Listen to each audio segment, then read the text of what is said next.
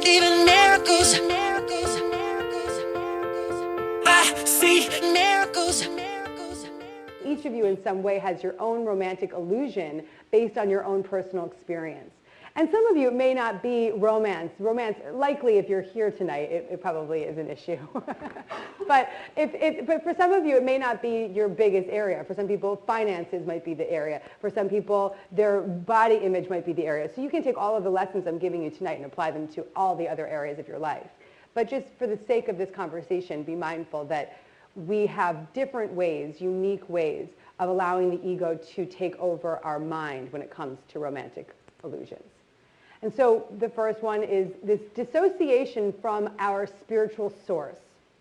We all have this sense of self-love within us. We all have a sense of self-worth within us. We all have a sense of, I am great. I can be and do everything that I am here to do. I rock. We all have that within us. But we forgot. We detoured into fear. We chose the ego's tiny mad idea. 16 years old, I chose to believe I am incomplete without that romantic partner. And that became a new belief system. And so when we start to detour into fear and we separate from that source of spiritual strength, we feel a gaping hole within us. We feel a sense of inadequacy.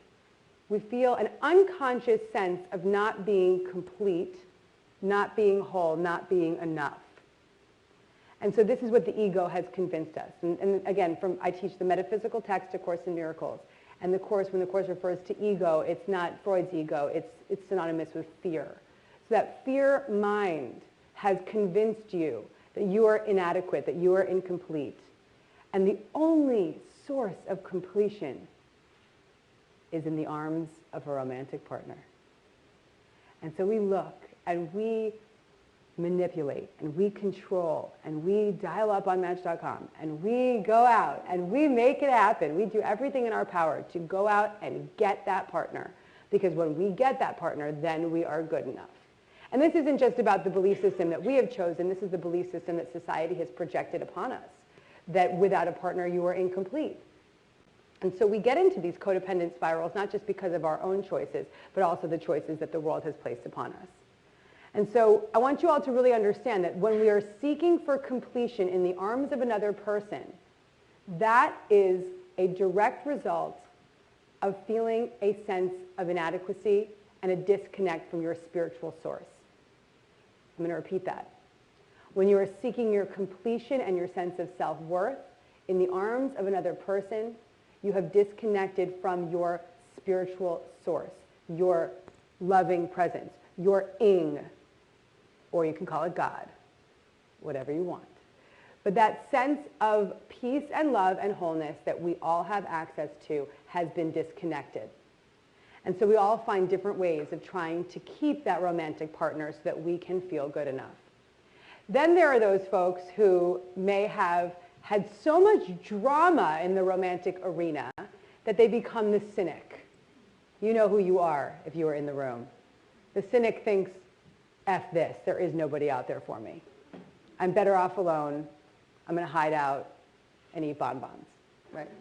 I'm all by myself, I'm done. And the cynic is avoiding, and the cynic is nasty, and the cynic doesn't like other people's romance. And the cynic looks at other folks and says, well, I can't have that because it's not for me.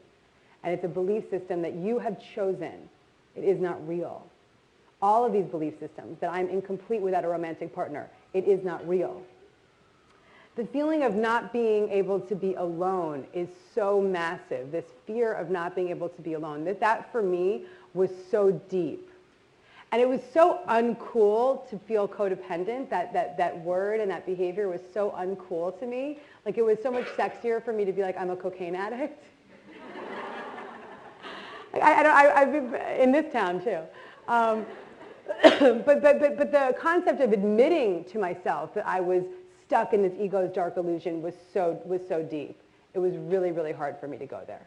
And it was only until, actually, I think I picked up my cocaine addiction because of my codependency, because I really wanted to put down the man, so I picked up the drugs. And that's the vicious cycle. If we will project that need to feel complete onto another addiction. So if you become the cynic and you say, I can't get that man, then you might be spending a lot of time in front of that refrigerator, right? And so it's dark and it's deep. And so as the Course says, this romantic arena becomes the ego's stomping ground. It becomes the area where you get so delusional that we act out in many chaotic ways. And when we get that romantic love partner, we love, love, love, love, love them until they don't do what we want. And when they don't do what we want, we hate, hate, hate, hate, hate them.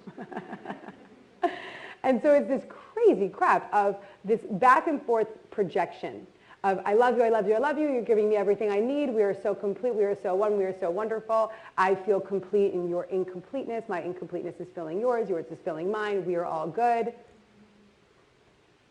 Bang, something happens, party's over, I hate you. I hate you. Judgment, attack, more separation. And so what the Course teaches us is that we have special relationships in many forms, and that the ego wants to create all different kinds of love relationships and compartmentalize these love relationships. So we've got the friend love relationship, we've got the teacher love relationship, we've got the work love relationship, and then the really special love relationship, the romantic partner. So that special love relationship is not so special from the Course perspective. When we are making someone more special, when we are making an idol of someone, we are separating ourselves from our true essence, which is oneness. From the essence that you are equal to my boyfriend who's in the back of the room. That's trippy for my ego to comprehend, but it is a path that I am on to really understand that there is equality and oneness within all energetic beings, and that when we get that and we accept that, then we can have a lot more fun in all of our relationships. But when we're living in a way, when we're making people special and separate, you are putting someone on a pedestal. You are making them an idol. And when you make an idol of your romantic partner, what happens when that partner falls? You're fucked, right? You're totally screwed. That partner falls, you are screwed, and party's over. And so that's what we need to begin to address tonight. First and foremost, recognizing whom have you made special. You might want to write it down. I see people have notebooks. When we have that special partner, we start to act out in jealous ways. We start to attack. We attack other people. We attack people that are talking to our partner. Because we're always in this fear-based way of thinking, if that person leaves me, I am incomplete. So anyone that is talking to that person is death. You know what I'm talking about? Okay. So becoming conscious of all the ways that your ego is acting out. Whom have you made special? How are you attacking? How are you jealous? How are you separating yourself? How have you made your romantic partners more important than your friendships? This is a big one. How have you made your romantic partners more important and more valuable than your friendships? Get honest with yourselves, folks. Because the ego special relationship is believing that something is outside of us can fill and compensate for what seems to be lacking inside. The feeling that something outside of us is going to fill and compensate what is lacking on the inside. And so I want you first and foremost, before we go on, recognize how you have been doing this. And it's likely that you may not even know. We believe so deeply in the ego's illusion that a romantic partner is our salvation that we actually don't even know that we have made special idols. We don't even know that we have been attacking or judging. We think that that attack is actually merely just protecting us from losing that partner, because if we lose that partner, we're totally screwed. Right? Okay. So that disconnect, the cynic, you know who you are. So I'm really moving right along here. Recognizing how you have created separation in your relationships. And so if we're going to create a new blueprint, if we're going to begin to shift your perception so we can create miraculous change in your life in this area, we need to first and foremost choose to recognize how the ego has been playing a role. And then we'll begin to take in these powerful steps to start to become less and less disillusioned by the ego's voice.